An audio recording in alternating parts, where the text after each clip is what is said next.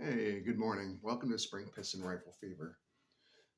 If you've never subscribed to my channel, I'd highly appreciate if you would hit the subscribe button, hit the bell to ring the bell for notifications, and for the video when it comes out to hit the hype button, which helps promote the algorithms for my channel.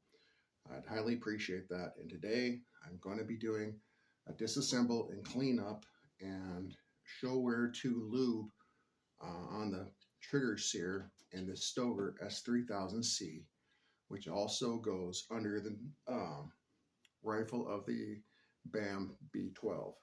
It's the exact same thing. It's just decorated a little different with a different rifle stock and the front brake moderator. I mean, if this rifle wasn't accurate, I wouldn't even bother doing this. It has a single stage trigger that is a long trigger, but with the proper lubing, it's not a bad trigger. Bad trigger is a very heavy, hard to break trigger. It has in a little cut-in groove in the dovetail rail for a stop pin. And if your rifle is accurate, I think it is a good one to mount a scope. We did get this through Mel's Sporting Goods, and they were good enough to actually do an accuracy test for us before they shipped it to us. And I believe it was a 5-shot group at 10 yards or 15 yards, and it cloverleafed. It was stacked the pellets. They were all touching together, so it was really cool. But I'm going to go through this, clean this up, and put the proper lube in here because I did not use the proper lube. I'll show you what I did use. So I used this Moly automotive grease here. And it says extreme pressure. So I figured it's Moly and it's built for extreme pressure, but it disintegrates and it migrates up to the piston. And I've disassembled all my rifles that I had used this in. My HW50, the HW35K, what else do I use it in? This one, I think that's about it, but I've had to go through all of them and clean out this grease because instead of this settling down the spring, it does, but eventually it loosens up and it migrates up into the piston. So, and I'm going to share you another grease not to use in your air rifle. You get a lot of bad information on YouTube and stuff. This high temp red grease, I've heard over and over again air gunners saying use this. This also is not a great grease. It might be okay for some parts of your rifle, but it is not enough to calm down your mainspring. And once again, it gets gooey and it migrates up into your piston and piston seal. You need good quality Moly and spring tar. This is heavy spring tar. It's from Air Rifle Headquarters. This is Super Moly from Air Rifle Headquarters. That's what you need for lubing your rifle. This is for the mainspring, and it's for loose mainsprings. It's not for tight mainsprings. So if you have a tight guide in your rifle, you don't really need this. Maybe up around the front part of the spring. And the Moly here would definitely be for tight springs to fit them on the spring guide. But we're going to go through this rifle now and clean it up, have a look at it, and show where to lube it on the trigger to make it a better rifle. Alright. So you don't need a lot of tools. A basic screwdriver is one of the number one important things. And you want to put all your screws and stuff in one exact spot. You might want a container. I'm just going to put all the screws together. So that screw is going to go there. Then you got a main screw back here. Yeah. Oh my goodness, that one was tight.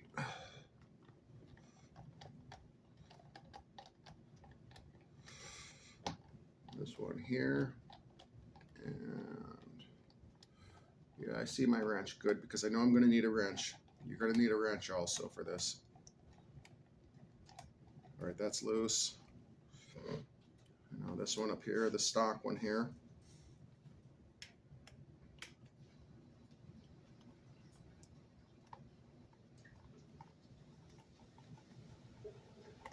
this front one here.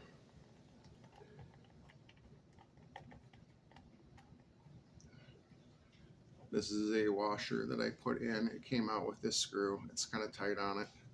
When you're doing stuff with this and aftermarket stuff, be very careful that you don't gouge your threads and wreck it. The other one stayed in there, so this comes off. Dump that screw out right there. Put that right there with the other guys. Yeah, all right. My other one fell out too, so put the stock off to the side. Okay, now you have a bolt back here that needs to come out, so you'll need some sort of wrench. I suggest you use a wrench rather than a pliers, because a pliers can be kind of very hard on parts. And if you don't start using the proper tools, you're going to have an ugly rifle. It's lefty loosey, righty tighty. Take that out. I've seen some videos that say that that's the last thing you take out. No, it's not the last thing you take out. You take out the pin that holds the whole unit together. And I do have something I want to try today. This is a pin that I bought for the Diana 34s and 24J to help keep things aligned in here when I remove this. So you're going to definitely need a pin punch. And so I'm going to try this. I hope it works. It might be too long. I don't know, because this kind of falls around on the inside here. So I'm going to get it started here. I'm going to get a drink of coffee first.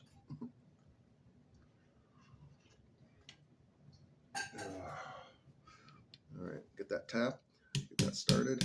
So this is under some spring tension. So that's almost out. I'm going to see if this will even fit. Well, it does fit. Good. So I'm going to tap this some further. And now I'm going to add some pressure to this right here, like this, on the table. Sufficient pressure.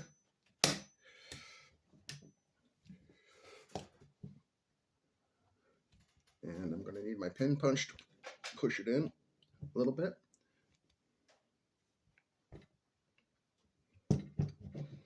Yeah, this is working good. This is working exactly like I wanted it to work. So then this block comes out right here. And there's your tube and unit. I'm going to do the trigger part first. So it does have a little nut right here that will want to fall out. You can see where I used a lot of excess lube right there. This safety just falls out basically. And I'm going to grab my paper towels that I put in my front pocket.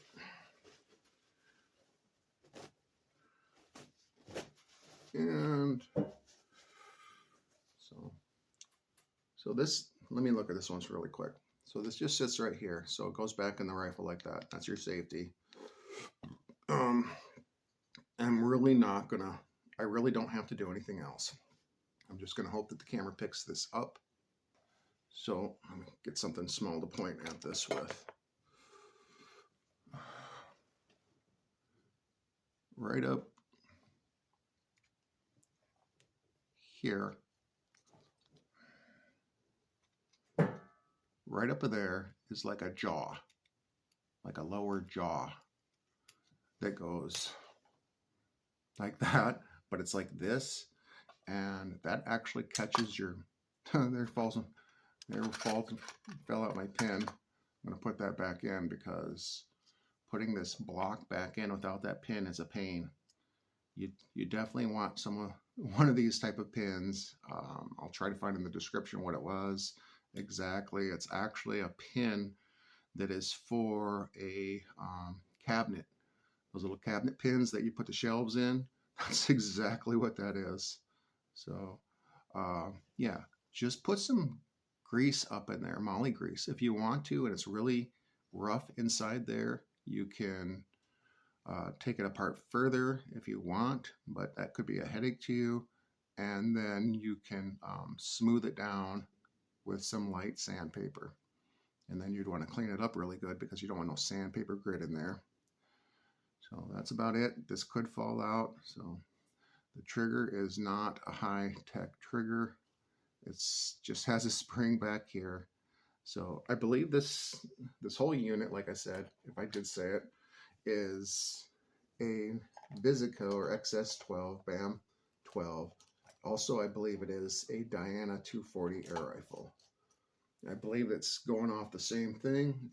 Diana is doing the same thing also on other rifles, like their 250, 260 model that they say is a Diana. And really, it's a BAM 19, 18, 19. That's exactly what it is with a slightly different trigger.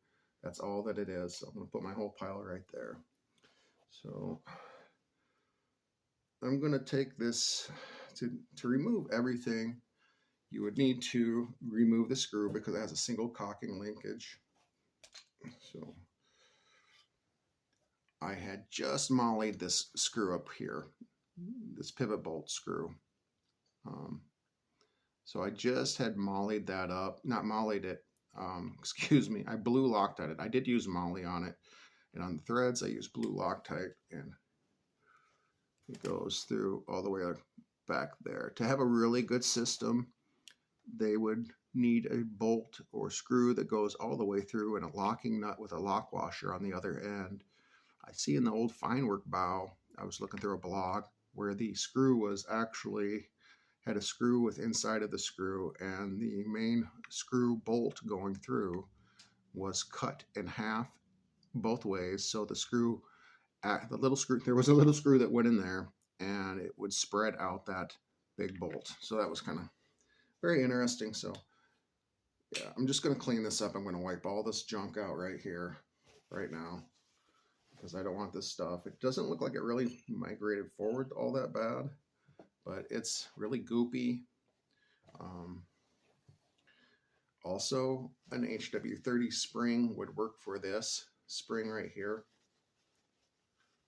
I'm going to get this junk all over my hands no matter what. This rifle probably hasn't been shot quite as much, and I do have I did use a pop bottle shim job here on the end. Here's the spring guide inside here. So it's really goopy, messy, and stinky. The other grease just has a stink about it. So to get this out, you can just rotate this up a little bit. I'm going to be a mess here. It is so messy. I'm going to drop this here further away from the main pile. And you know what, I don't have I thought I had a pop bottle shim. That the way that's cut at the bottom, that cheap cut, that looks exactly like my pop bottle shim unit, the plastic pop bottle shim. That looks just like that. So I'm going to take some Goo Gone and clean this up. You can also use alcohol, rubbing alcohol. So I'm just going to put some on a rag here. And I'm going to clean this unit up a little bit. It's just so icky and yucky and sticky. Dry it off a little bit with the dry spot of the rag. And now I'm going to clean up this spring a little bit. Let me see. See, I was told that an HW30 spring would work in this rifle. So we'll look real quick. This is an HW30 spring. So here's an HW30 spring, and here's this. So you might have to cut coils. I'm not sure. One way to find out is by putting it in your rifle, but it is about the same diameter. So if you ever have a problem with your spring, I'm going to put this back in here. You can use an HW30 spring to fix that. Like I said, you might have to cut some coils to find out for sure if it'll fit. It goes right there. Real mess. I got a mess pile right there. So we're going to clean this up a little bit. Goo Gone is pretty good. It cuts straight through a lot of stuff. So what I want to do is get rid of some of this inferior grease that I bought. And then I want to put just a little bit of heavy tar in there. I'm going to tear some of that off. I'm going to try rotating and pushing this through. It doesn't have to, I'm not going to make this perfect here. It's just going to be what it is going to be. It's just to clean it up a little bit. So you got it inside, you can stick the screwdriver on the side and you can rotate it to get it through. And by the time you get all the way through, it's probably going to be pretty good and gunked up depending on how much inferior grease you used, if you used inferior grease.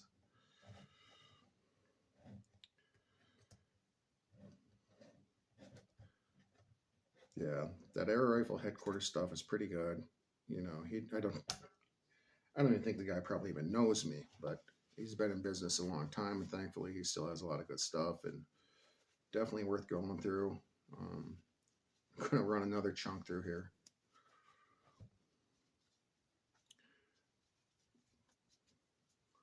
Yeah, there's something about certain greases and stuff that just develop a stink. Wipe that off a little bit. And this is a stinky one.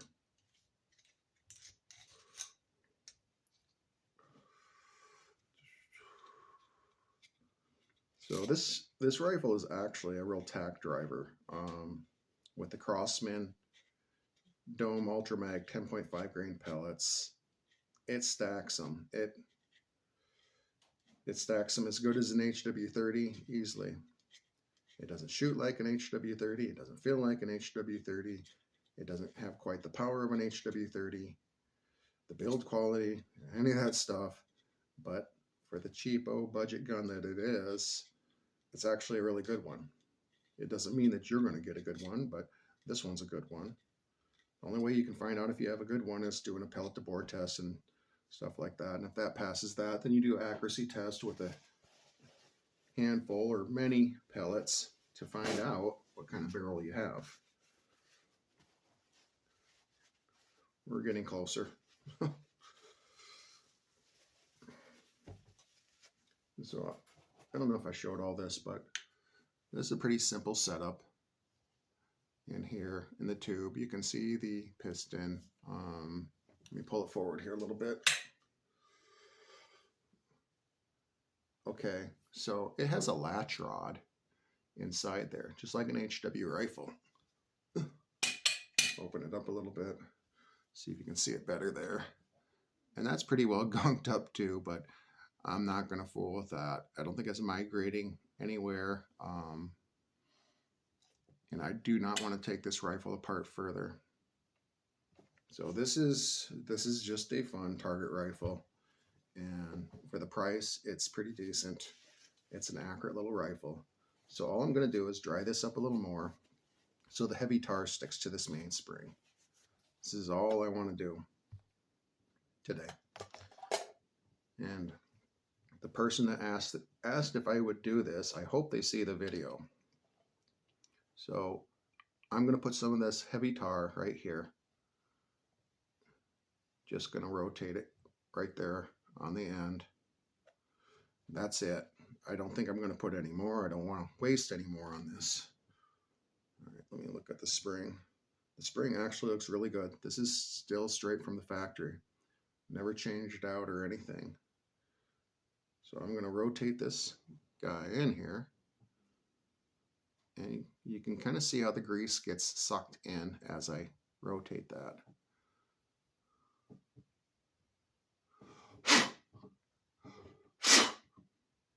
There's just a tiny piece of tablecloth stuck right there. Get out.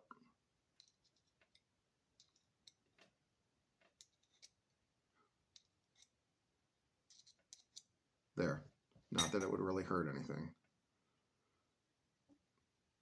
So this little bit of grease making contact with the spring is going to help settle down the twang on your rifle. Oops, I touched that end, so I guess I'll I'll just put a tiny bit on this end of the spring. Like I said, you don't need a lot. That's all I'm going to do for that end. The rest of it is still a little wet, and the inside of this tube is plenty lubed up. I don't need to add anything else to it. So this is just going to go straight back inside, like so, like that. And I'm going to bring the barrel back here like this.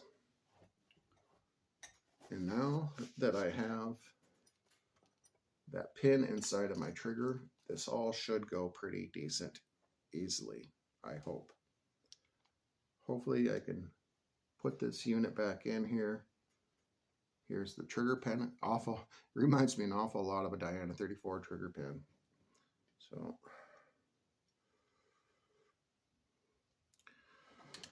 what you're going to do is get this started right here. That spring just pushed in just there. And I have this table here padded, so I'm just going to press straight down on this whole unit.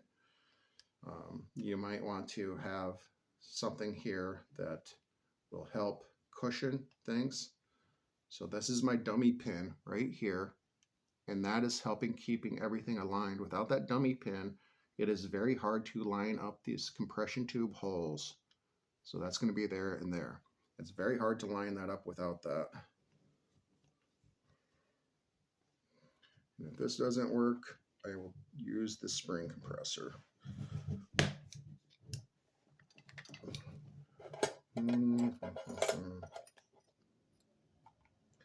There we go.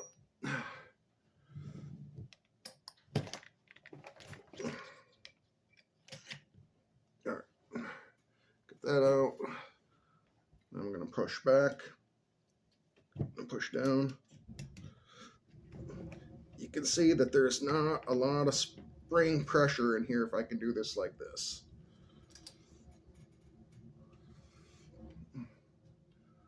And that pin fell out, that dummy pin fell out, so this might be a struggle now.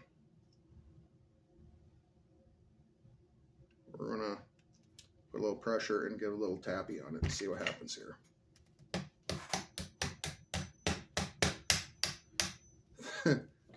Thankfully it went in pretty decently. So there's not a lot to this rifle.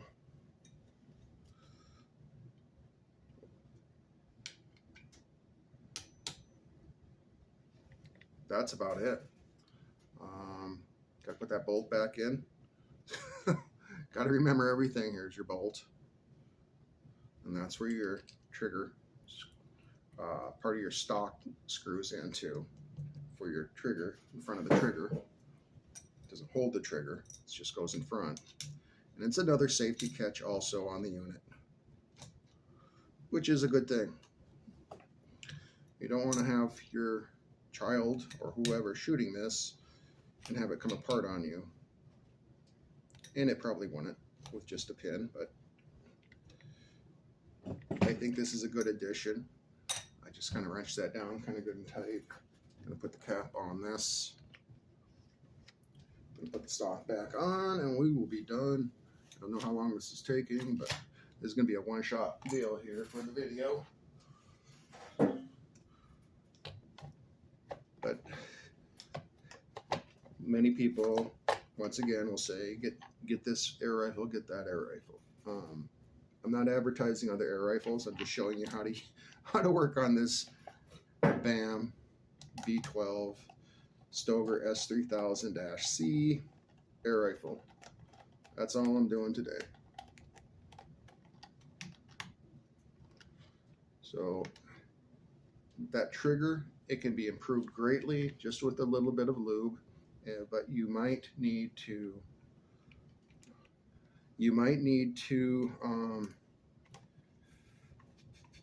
polish that sear. It's a single sear unit. That's it. You pull the trigger, that sear with the cup just dumps forward and it releases the piston and it goes forward. It's a simple system, and if the spring wasn't so low powered, it might be more of a pain in the butt. But this is not hard. And like I said, that dummy pin, that makes a big difference.